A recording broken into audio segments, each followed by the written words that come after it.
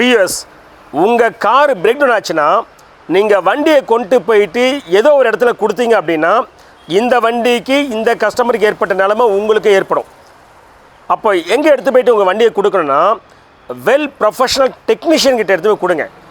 அப்படி கொடுத்தீங்கன்னா உங்களோட ப்ராப்ளம் சிம்பிளாக ப்ராப்ளம் சால்வ் பண்ணிட்டு வந்துடும். சிம்பிள் சொல்கிறத விட அந்த வண்டியோட ஒரிஜினல் ஃபால்ட் என்னவோ அந்த ஃபால்ட்டுக்கு மட்டும் உங்களுக்கு ப்ராப்ளத்தை ஃபிக்ஸ் பண்ணி வண்டி டெலிவரி ஆகிடும். ஒருவேளை நீங்கள் வெல் டெக்னீஷியன் ப்ரொஃபஷன் கிட்ட எடுத்து போய் கொடுக்காம நியர்பையில் யாரோ ஒருத்தர் கிடைக்கிறான்னு சொல்லி கொடுத்தீங்கன்னா அந்த வண்டியோட ரியல் ப்ராப்ளத்தை சால்வ் பண்ண தெரியாமல், அதாவது ட்ரபிள் ஷூட் பண்ணி டயக்னோஸ் பண்ண தெரியாத ஒரு டெக்னீஷியன் எடுத்து போய் கொடுத்துட்டீங்க அப்படின்னா அவருக்கு தெரிஞ்ச ஏதாச்சும் செய்ய முயற்சி பண்ணுவார். அப்படி செய்ய முயற்சி பண்ணார்னா அப்போ ஒரிஜினல் காசு இருக்குல்ல அது தீராமல் இவர் அடிஷ்னலாக சில காசுகளை ஏற்படுத்திகிட்டே இருப்பார், ட்ரபிள் ஏற்படுத்திகிட்டே இருப்பார். அப்போ ஒரு ஸ்டேஜில் உங்கள் காரு ஒரிஜினல் ப்ராப்ளத்துலேருந்து ஷிஃப்ட் ஆகி வேறு அடிஷ்னல் நிறைய ப்ராப்ளம் ஆட் ஆகி அப்போ இன்னும் அடிஷ்னல் ரூட் காஸ்லாம் க்ரியேட் ஆகும். இதுக்கப்புறம் நீங்கள் வெல் ப்ரொஃபஷனல் டெக்னீஷியன் கிட்ட எடுத்துமே உங்கள் காரை கொடுத்தா கூட அந்த வெல் ப்ரொஃபஷனல் டெக்னீஷியனும் உங்கள் ப்ராப்ளத்தை சால்வ் பண்ணுறதுக்கு ரொம்ப ரொம்ப ரொம்ப சிரமப்படுவார், திணறுவார். அகைன் அவர் எவ்வளோ திணறாரோ எவ்வளோ சிரமப்படுறாரோ அந்த காஸ்ட் எல்லாமே உங்களுக்கு தான் சேரும். சரியா? எதனால் அப்படின்னு கேட்டிங்கன்னா, அதாவது பாருங்கள், டயக்னோசிஸ்ங்கிறது ஏதோ ஒரு டூல் இருக்கும், அந்த டூல் இந்த ஓபிடியில் கனெக்ட் பண்ணவுடனே அது நேராக படித்து ஐயா பாரு இது என்ஜின் தான் ஃபால்ட்டு, அதனால் என்ஜினை மாற்றுன்னு சொல்லி அதை சொல்ல போகிறது இல்லை. இந்த வண்டியில் இசிஎம்லேருந்து எல்லோ லைன் ஒன்று போகுது பார்த்தியா, அதை எலி கடிச்சிருக்கு, பாடி டச் ஆகிருக்கு, ஷார்ட் சர்க்யூட் ஆகிருக்கு, அதை போய் சரி பண்ணணும்னு சொல்லாது. அப்போது எப்படி டயக்னோசிஸ் பண்ணணும் அப்படின்னா கஸ்டமர் சொன்ன கம்ப்ளைண்ட் இருக்கு இல்லையா, அதுதான் அந்த சிம்டம்ஸை நீங்கள் நான் கொஞ்சம் இது அதிகப்படியாக சில பேர் நினைப்பீங்க, நான் அதிகப்படியாக சொல்லலை, இது ரொம்ப டெக்னிக்கல் கனெக்டடாக தான் சொல்கிறேன். இப்போ ஒரு டாக்டர்கிட்ட போகிறீங்க அப்படின்னா டாக்டர் பார்த்தீங்கன்னா நேராக வந்தோன்னு வாங்க எக்ஸ்ரே பண்ணலாம், இசிஜி பண்ணலாம், வாங்க பிளட் டெஸ்ட் எடுக்கிறாரு. அவர் ஃபஸ்ட்டு பார்த்தீங்கன்னா அந்த பேஷண்ட்டோடைய அவருடைய சிம்டம்ஸ் எல்லாத்தையும் என்ன பண்ணுறாரு, அவர் அப்சர்வ் பண்ணிக்கிறார்.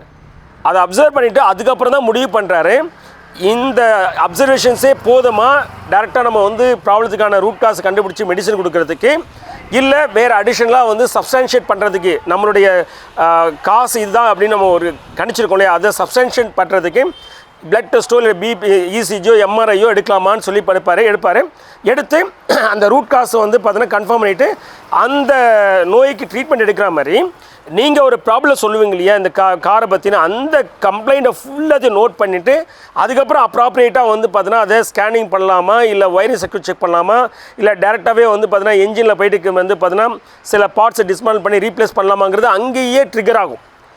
நீங்கள் உங்களுடைய ஃபால்ட்டை நீங்கள் அன்ப்ரொஃபஷனல் பர்சன்கிட்ட எடுத்து போய் கொடுத்ததுக்கப்புறம் நீங்கள் சொல்லக்கூடிய ஃபால்ட்டை ரெஃபரன்ஸை எடுக்கவே முடியாது, ஏன்னா அடிஷ்னல் நிறைய ஃபால்ட் ஆட் ஆகிடுச்சு.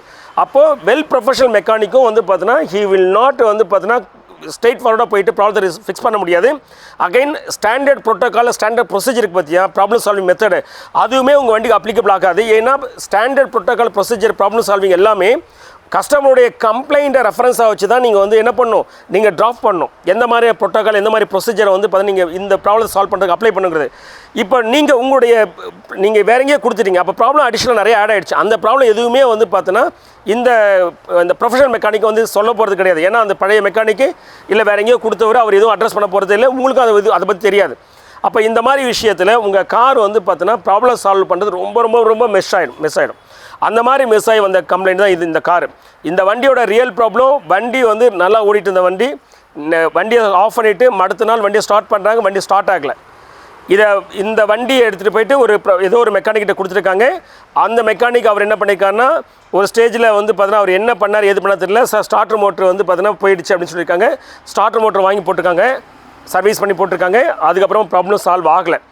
அதுக்கப்புறம் அவர் என்ன சொல்லியிருக்காரு, சார் இசிஎம் ப்ராப்ளம் சொல்கிறாங்க, நான் இடத்துல இசிஎம் செக் பண்ணுற இடத்துல கொடுத்தேன் அப்படின்னு சொல்லியிருக்காரு.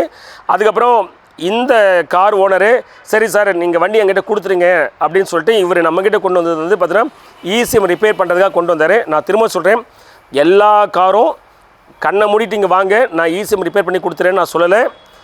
இசிஎம் ரிப்பேர் பண்ணுறதுக்கான ஸ்கோப் இருக்கா, இசிஎம் ரிப்பேர் பண்ண முடியுமா அப்படிங்கிறது எல்லாமே வண்டி இங்கே வந்துட்டு நம்ம ஸ்கேன் பண்ணி பார்த்துட்டு அந்த எரர் கோடெல்லாம் டிசைட் பண்ணி அந்த போர்டில் ஒர்க் பண்ணி நம்ம ரிசல்ட்டு கொண்டு வர வரைக்கும் நம்மளால் 100% டேம் ஷூராக கண்டிப்பாக ரெடி பண்ண முடியும் சொல்ல முடியாது.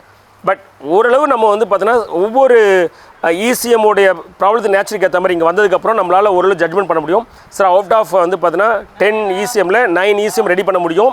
இந்த மாதிரியான ப்ராப்ளம் டிஸ்கிரிப்ஷனில் சிலது 10ல் ஒரு 5 தான் ரெடி பண்ண முடியும். இப்படி தான் நம்ம சொல்ல முடியும். இங்கே வந்த உடனே கூட சார் கண்டிப்பாக ரெடி பண்ணி முடிச்சிட முடியும் இசிஎம் சொல்ல முடியாது. ஏன்னா இசிஎம்ங்கிறது இசிஎம்மில் இருக்கிற எலக்ட்ரானிக்ஸ் எல்லாமே இப்போ நான் பேசிட்டு இருக்கிற கேமராவில் இருக்கிற அதே ஐசி கேட்டகரி தான், மொபைலில் இருக்கிற ஐசி கேட்டகரி, அதே மாதிரி உங்களுக்கு லேப்டாப்பில் இப்போ இந்த டிவைஸ் எல்லாமே வந்து பார்த்தோன்னா 100% வந்து ரிப்பேர் பண்ண முடிகிற கேட்டகரி கிடையாது. பட் ஏதாவது ஒரு ப்ராப்ளம் ஆச்சுன்னா ரிப்பேர் கொடுப்போம், அவங்க ரெடி பண்ணி கொடுப்பாங்க.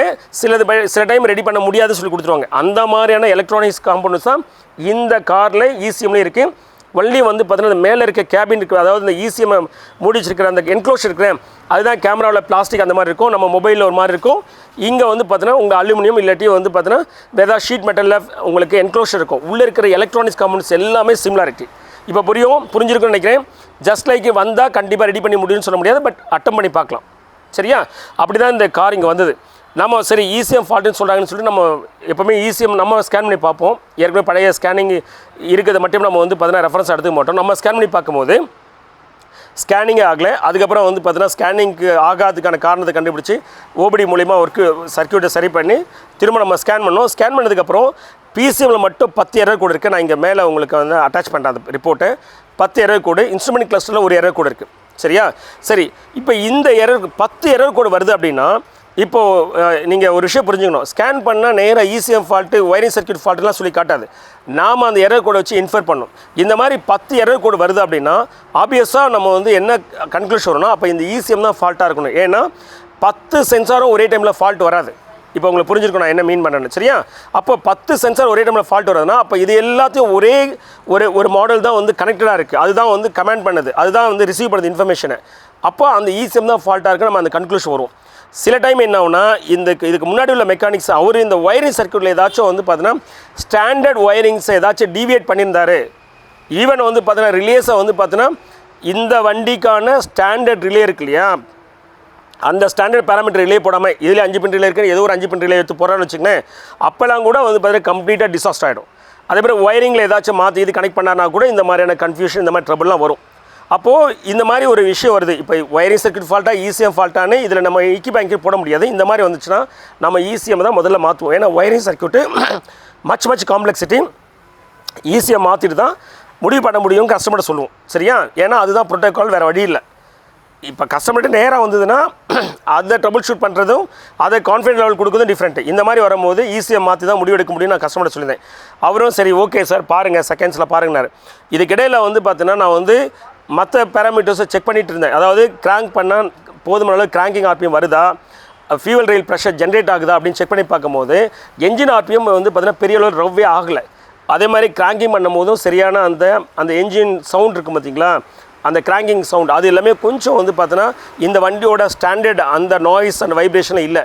என்னென்னு செக் பண்ணி பார்க்குறச்சோம் இந்த என்ஜின் கேம் கவருக்கு பார்த்தீங்களா, அதை ஓப்பன் பண்ணி பார்த்தா அந்த என்ஜின் கேம் கவரில் கேம் ஷாஃப்ட் இருக்குல்ல அதில் ஆயிலே வரல மேலே. சரியா? அப்போ என்ன அர்த்தம்னா நீங்கள் இந்த இசிஎம்மே மாற்றினாலும் கூட ஒயரிங் ஹார்னஸே கம்ப்ளீட்டாக மாற்றினா கூட இந்த வண்டி ப்ராப்ளம் சால்வ் ஆகாது. ஏன்னா உங்களுக்கு இந்த என்ஜினே ஃபால்ட் இருக்குது. அகைன் இப்படி ரிவர்ஸில் சொல்கிறேன், என்ஜினே நீங்கள் புதுசு மாற்றினா கூட இந்த வண்டி சால்வ் ஆகாது. ஏன்னா அகைன் வந்து பார்த்தீங்கன்னா இசிஎம் ஒயரிங் சர்க்யூட் இருக்குது. இப்போ பாருங்கள், இப்போ வண்டி பிரேக் டவுன் ஆனதுக்கு இப்போ ஏற்கனவே வந்து பார்த்தீங்கன்னா ஸ்டார்டர் மோட்டர் மாற்றிட்டாங்க. இப்போ நாங்கள் இசிஎம் ஒயரிங் ஹார்னஸை மாற்றி என்ஜின் ஒரே டைமில் 4 காரணமாக இருக்கும், ஏதாவது ஒன்று தான் இருந்திருக்கும். அப்போது இப்போ மீதி 3 காரணம் வந்து பார்த்தோன்னா இன்பிட்வீனில் ஏதோ ஒரு மெக்கானிக்கிட்ட கொடுத்து ஏற்படுத்தப்பட்ட ப்ராப்ளம் இதெல்லாம். சரியா? இப்போ உங்களுக்கு புரியும். கார் வந்து பார்த்தீங்கன்னா ஜஸ்ட் லைக் வந்து பார்த்தீங்கன்னா நீங்கள் நினைக்கிற மாதிரி வந்து பார்த்தீங்கன்னா ஒரு நல்ல மெக்கானிக்கிட்ட இருந்து கொடுத்தா அவர் டக்குன்னு பார்த்து கண்டுபிடிச்சிடுவார், அப்படி கிடையாது. இது வந்து லைக் ஒரு மெடிக்கல் ஃபீல்டு மாதிரி தான். அப்போ நீங்கள் வந்து அவங்க எப்படி வந்து ட்ரபிள் ஷூட் பண்ணுறாங்களோ அதே மாதிரி தான் இப்போ ட்ரபிள் ஷூட் பண்ணோம். ஒரு 20-25 வருஷத்துக்கு முன்னாடி இருந்த கார் வேறும், இன்றைக்கி இருக்கிற காரோட டெக்னாலஜிஸ் வேறும். இன்றைக்கி காரில் வந்து பார்த்தீங்கன்னா எலக்ட்ரானிக்ஸ், மெக்கானிக்கல் சாஃப்ட்வேர், சரிங்களா, அவ்வளோ விஷயம் இன்டெகிரேட்டட் ஆகிட்டுருக்கு. முன்னாடிலாம் ஒரு மெக்கானிக்காக மட்டும் தான் இருந்துச்சு, அடிஷ்னலாக ஒரு எலக்ட்ரிக்கல் ஆட் ஆச்சு. ஸோ அந்த கேட்டகரி ஆஃப் ஒர்க்கு கார் இது கிடையாது. இது கம்ப்ளீட்லி வந்து பார்த்தீங்கன்னா ஒரு ஒரு ஒரு ஒரு அட்வான்ஸ் மிஷின் ஆகிடுச்சு. ஸோ இதனால் நீங்கள் எது ப்ராப்ளம் இருந்தாலும் டேரெக்டாக ஒரு நேராக ப்ரொஃபஷனல் டெக்னீஷியன்ட்ட போங்க. ஜஸ்ட் லைக் ஏதோ ஒரு பிரச்சனை பார்ப்போம், அவர் சால்வ் பண்ணிட்டாருன்னா நம்ம பாக்கெட் மணி வந்து பார்த்தீங்கன்னா சிம்பிளாக முடிச்சுப்போம். ஏன்னா நம்ம கொடுக்குற பைசா வாங்கிப்போம். அந்த தம்பி ப்ரொஃபஷனல் பர்சன்கிட்ட போனால் அவங்க சொல்கிறது தான் நம்ம கொடுக்க வேண்டியது இருக்குங்கிறதுனால நீங்கள் இந்த ட்ரையல் அண்ட் எரர்லாம் பண்ணிங்கன்னா you will be getting suffer. சரியா? ஸோ ஓரளவு உங்களுக்கு புரிஞ்சிருக்குன்னு நினைக்கிறேன். அதே மாதிரி நான் இந்த வண்டியில் நான் வந்து இந்த கேம் ஷாஃப்ட்டில் ஆயில் வரலங்கிறது நான் இந்த வீடியோவில் உங்களுக்கு காமிக்கிறேன். சரியா? அதே மாதிரி ECM ஸ்கேன் பண்ணதில் எவ்வளோ எரர் கூட இருக்குது உங்களுக்கு காமிக்கிறேன். இப்போ உங்களுக்கு ஓவராலாக புரிஞ்சிருக்கும். நம்ம சேனலை இன்னும் நீங்கள் சப்ஸ்கிரைப் பண்ணலாம், ப்ளீஸ் சப்ஸ்கிரைப். தேங்க்யூ. இது ஃபியஸ்டா டீசலு. இந்த வண்டி நம்மக்கிட்ட வர வச்சோம். இந்த இம்மோபிலிஸ் லைட்டு பிளிங்க் ஆகிட்டே இருந்துச்சு. சரிங்களா? இதை காட்டுறேங்க. இந்த லைட் பிளிங்க் ஆகிட்டே இருந்தது. ஸ்கேன் பண்ணாலும் ஸ்கேனே ஆகலை, இந்த டூலே கனெக்ட் ஆகாமல் இருந்தது. இப்போ நம்ம என்ன பண்ணியிருக்கோம் அப்படின்னா இந்த OBD டூல் கனெக்ட் ஆகாத காரணத்தை கண்டுபிடிச்சி அந்த ப்ராப்ளத்தை ஃபிக்ஸ் பண்ணிட்டோம். அந்த ஒயரிங் இஷ்யூஸ் சால்வ் பண்ணிவிட்டு இப்போ பார்த்தீங்கன்னா உங்களுக்கு தெரியும் அந்த இம்மோபிலிஸ் லைட் பிளிங்க் ஆகிறது இல்லை. சரிங்களா? முன்னாடி ஸ்கேனிங்கும் ஆகாது. இப்போ நம்ம அந்த இம்மோபிலிஸ் இஷ்யூ சால்வ் ஆகிடுச்சு. அந்த ஒயரிங் சர்க்யூட் சால்வ் பண்ணதுக்கப்புறம் இப்போ ஸ்கேனிங்கும் நடக்குது. ஆனால் என்னென்னா இப்போ ஸ்கேன் பண்ணினதில் கிட்டத்தட்ட வந்து பார்த்தீங்கன்னா இன்ஸ்ட்ருமெண்ட் கிளஸ்டரில் ஒரு எரர் கூட இருக்குங்களா? PCMல பாருங்கள் மொத்தம் 10 எரர் கூட இருக்கு. ஓகே, ஸோ இந்த மாதிரி இவ்வளோ 10 எரர் கூட வந்ததுன்னா ஒன்று இந்த ஒயரிங் சர்க்யூட்லாம் இருக்குது பார்த்தீங்களா? இந்த ஒயரிங் சர்க்யூட்டுங்கிறது ரொம்ப காம்ப்ளெக்சிட்டியான வந்து நூடுல்ஸ் மாதிரி போகும். அதெல்லாம் தான் ஒயரிங் சர்க்யூட். இதை பாருங்கள் தெரியுதுங்களா? இந்த ஒயரிங் சர்க்யூட்டு, இந்த ஒயரிங் சர்க்யூட்டு இதை பாருங்கள் நிறைய பஞ்சாக இங்கே கீழே பார்த்து தெரியும் உங்களுக்கு. கனெக்டர்ஸ்லாம் நிறைய இருக்கும். இதை பாருங்க, இவ்வளோ ஒயரிங் சர்க்யூட்டில் ஏற்படக்கூடிய தவறுனாலையும் நான் ஸ்டாண்டர்டாக ஏதாச்சும் ஒயரிங் பண்ணியிருந்தாங்கன்னா அதனாலையும் அவ்வளோ எரர் கோட் வரும். அதே சமயத்தில் இந்த ECM இன்ஸ்ட்ருமெண்ட் கிளஸ்டரு சரிங்களா, இதனால கூட இவ்வளோ எரர் கோட் வரும். பாருங்கள் எவ்வளோ எரர் கோட் வரும் பாருங்கள், பஞ்சாக இருக்கு. அப்போ இந்த மாதிரி இவ்வளோ எரர் கோட் வருது அப்படின்னா ஸ்டாண்டர்ட் ப்ரோட்டோக்கால் என்னன்னு கேட்டீங்கன்னா ஃபஸ்ட்டு இந்த வண்டியில் இருக்கிற ECM சரிங்களா, இதை மாற்றிட்டு தான் நம்ம முடிவெடுக்க வேண்டியிருக்கும். சரிங்களா? ஒரு சில டைம் ஒயரிங் சர்க்யூட் ஃபால்ட் இருக்கலாம். நம்ம அதை வந்து பார்த்தீங்கன்னா நம்ம ஒயரிங் சர்க்யூட் ஃபால்ட்டான்னு கண்டுபிடிக்கிறது அவ்வளோ சேலஞ்சஸ் நிறைய கட்ட வேண்டியிருக்கும். ஸோ அது வந்து ப்ரோட்டோக்கால் ப்ரொசீஜரும் கிடையாது. ஸோ அதனால ECM மாற்றி தான் முடிவெடுக்க முடியும். ஆனால் இந்த வண்டியில் இப்போ ECM ஒயரிங் ஆனஸ் ரெண்டும் மாற்றினா கூட ப்ராப்ளம் சால்வ் ஆகாது. ஏன்னு கேட்டால் இந்த கேம் ஷாஃப்டில் ஆயிலே வரல. வண்டியை கிராங்க் பண்ணுங்க, பாருங்க ஆயிலே வரல. எப்படி